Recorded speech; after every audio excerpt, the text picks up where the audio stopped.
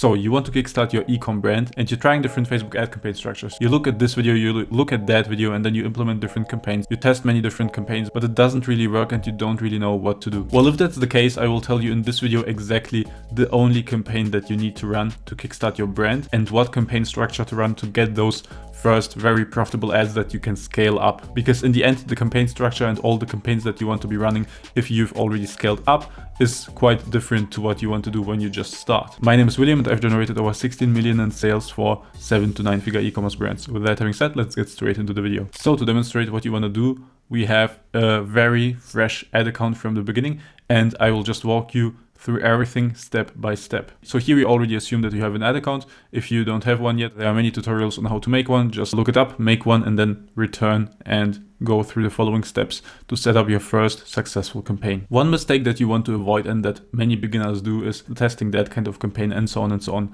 But the truth is, it's really not about the campaigns. It's about the ads that run in the campaigns. So you really don't want to mess too much with it, but just set up one good campaign and then fuel it with good ads. So first of all, how to set up this one good campaign. Let's just walk through it.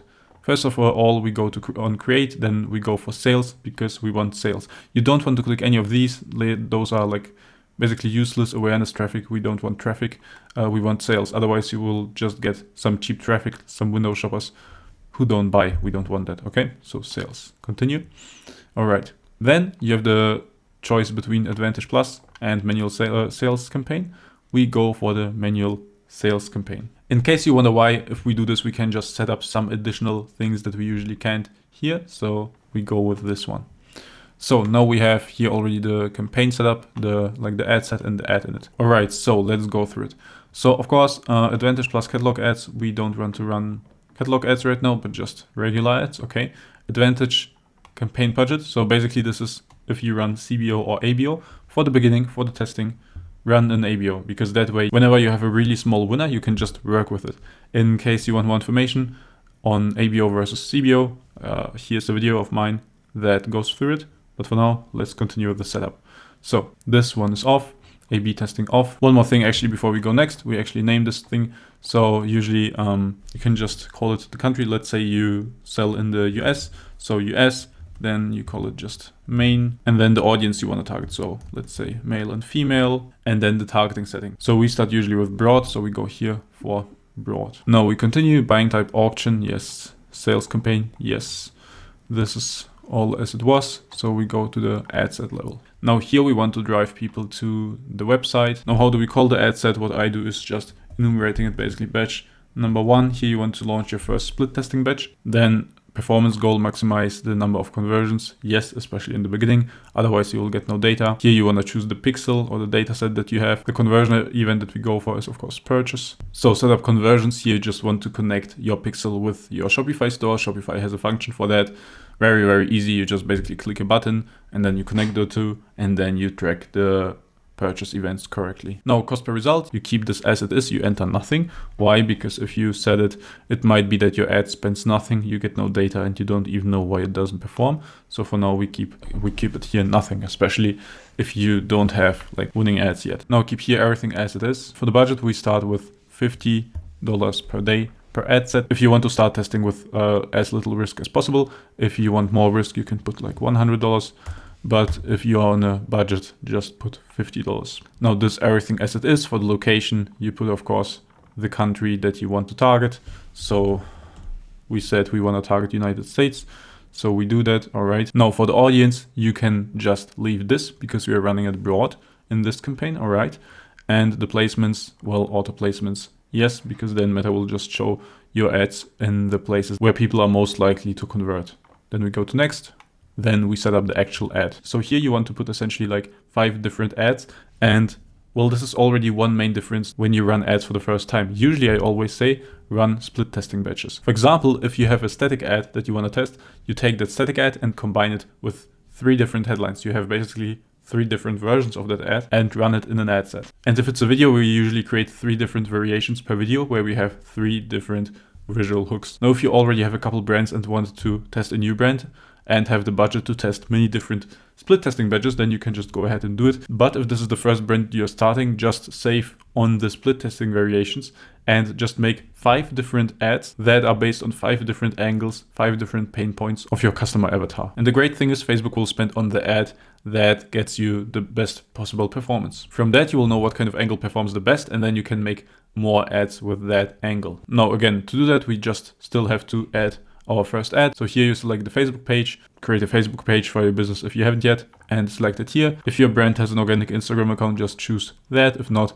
then you can also run it from the Facebook page on Instagram. Now for the ad setup, create ad, manual upload, and for the format we choose single image or video. This we can leave on, and then set up creative. Here, of course, we need to upload the ad creative. So you go on image ad. So here you choose your product catalog. In case you haven't connected it yet, make sure to connect it. The rest here is really irrelevant because that's just like for enhancements. Then you want to go to text. So here you just need to set up primary text, headline, and call to action. Call to action is, well, the call to action that they will see on the ad. That is usually shop now if you're an e-commerce brand. Then for the headline, just paste your headline. For example, 30%. Let's say 30% off plus free shipping. Now this is of course not a headline in a copywriting sense, but this is basically what is next to the shop now button.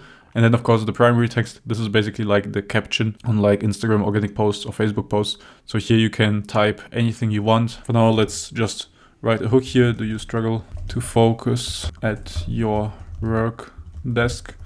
And then you can like write your copy here, okay? And then we get to the media. So here we actually upload the ad creative that people will see. You can just drag your ad creative in here. Let's do that. Okay, done. You select it, you go to next. If it's a static ad, you want to have it in the format 1 by 1 because this is the most common placement. If you have an ad that's formatted for stories, then you can also like go here 9:16, but then also replace this and upload basically the same ad creative, but with the 9:16 formatting. Once you have done that, you go to next. Now here we have some optimizations. So ad catalog items, we turn that off. Music, no, we don't want music. No, usually they add something really unfitting. They say it improves whatever, blah, blah, blah, but I don't see that in the data, so we turn that off. Overlays, yeah, they turn out really ugly like this. We don't want it, of course. So here we just go to done. Now here we have the preview. Let's scroll down. Okay, everything is fine. Now, of course, you need the URL it should be leading to. So if you sell a specific product, just link it to the product page. Right now, I'll be just using my agency website. So etherads.com. Okay, and from here you want to continue, scroll down and then go on publish. Now, once you have published that, turn it off and don't run it yet. Why? Well, because we just set up one campaign with one ad set and one ad. We still want to add the other ads to the ad set. So we go into the ad set, right? We select it and then we go to the ad set. We have already everything set up, but now we need more ads here. So it's really, really simple. You just go on duplicate. We duplicate, of course, into the existing campaign and into the existing ad set. And we actually duplicate, like we make 4 more duplicates because we want to test 5 different ad creatives, right? So we go on duplicate. Everything is here the same. So we go on publish. Now I all have them in draft because, of course, I don't want to actually run them right now. But you can just essentially hit publish. It still won't spend because the campaign here, we have turned it off for now. So here on the ad level now, you want to name them, of course, in a way that you actually know them and understand them. So for example, 01, and that is the gift angle, right? And then for the second one, we of course want to switch up the ad creative. So we go into edit again, and then we scroll down. Yeah, here we have the ad creative. We go here on edit media, and then you essentially want to upload your next ad creative here. Okay, you choose the ad creative. Go to next, crop, you choose everything here. For example, again, if you have the same ad for story format, you edit here, you go to next. Again, the enhancements just as last time, done, publish. Then you've replaced this ad creative. And again, you name it in a way that you know what it is. So let's say premium angle, okay, save to draft. And basically you do this for all the other ads as well. And those will be the first 5 ads that you test. Now I won't repeat this for all of them because it's pretty much obvious. You can just follow the same flow that I've been going through right now. But now another thing you want to do once you have set it up is going to ad sets actually and duplicate this one as well. Now, if you wonder why, well, because if you remember, we set this ad set to broad targeting. We just kept the Advantage Plus targeting. Now that works most of the time really well if your ad creative actually does the targeting for you. You can think of it just as an organic post. So basically, if it finds the right audience based on who interacts with the ad, but especially if your pixel has no data yet and you want to give it some additional information in the beginning, you can do that by setting up interests. And this is basically the split test you want to run from the very beginning. So that's why we want to run an interest stack in the duplicate of the ad set. So what will be happening is that the same ads will be running on broad targeting, but in the second ad set on interest targeting. targeting. So we go here on duplicate. Again, in the existing campaign, of course, we go on duplicate. And now here we can call it batch number 2. And then let's say here we go interest stack. Okay, so the only thing you want to change here is you scroll down to Advantage Plus Audience, and here you go to switch to original audience options. Use original audience, and here you can set up some additional stuff. Now here again, the location, we have already set that up. Age and gender. If you have like a product that is really only for men, then you actually want to limit it to only men, for example. Actually, even in the other ad set, in the broad ad set, like here, if you know exactly, okay, like this thing is for men or only for women, then you actually want to switch to the original audience option and exclude it, because like why spend money on testing for women if it's clearly for men? Now still the difference is that in the broad option, you want to keep everything empty and just leave it as it is. But for the interest stack, you actually want to add interests that are relevant for your audience. So here you just want to add 10 to 15 interests. It's very unspecific, but it still gives the pixel a direction. If you just add one interest or something, the audience is just so narrow that you will exclude a bunch of people that will buy from you, and you also prevent Facebook from scaling, because you just basically exclude almost all people in the US that you actually could target. So here we just go for some relevant interests. So here you literally just go and think, okay, like the product that we're currently selling here as an example is a desk mat. So you just go like, for example, productivity. Okay, people who are interested in productivity, business and finance, we add them. Now, what else? Just think what kind of people would use the product. Let's say we go for coders. So we go programming. Okay, here we have it, computer programming. We choose that. And just thinking like this, you want to add more and more interests. And one more thing is that you also want to think a bit differently. So this is of course very straightforward right now. Another thing you could think is, okay, like what kind of people buy it? Well, people who have a computer, obviously. And some of those people who have a computer have a MacBook. So you can also go MacBook, MacBook Pro, and add that. And it will target to have a MacBook or look to buy a MacBook. And this is of course very effective, especially because in the ad creative, we even have a laptop on the desk mat. Now you go like this and add 10 to 15 interests, and those will apply to all those ads in this ad set. You can also go and search suggestions based on what you've been already adding. So for example, time management, personal development, motivation, and so on. Some interests are closer to what you added, some are further away. You can also go in the browse feature. So demographics, financial, income, and then for example, top 10% households. That way you can target people who have actually the money to spend. We can add that. And that way you can just browse and add many different things that make sense. And after you have set up all that, you just run the campaign. One thing actually, because we have here broad and interests mixed, we go broad plus interest for the naming, just so we know what it is. And from here you will be able to see exactly which one of these performs. And if you go into the ad level, you can also see what Facebook is spending on and which ad creative, which angle actually performs really well. And once you have the proof of concept, you can just add more batches, basically more ad sets here, okay? And then just add, instead of like completely different ads, let's say this one turns out to be a winner.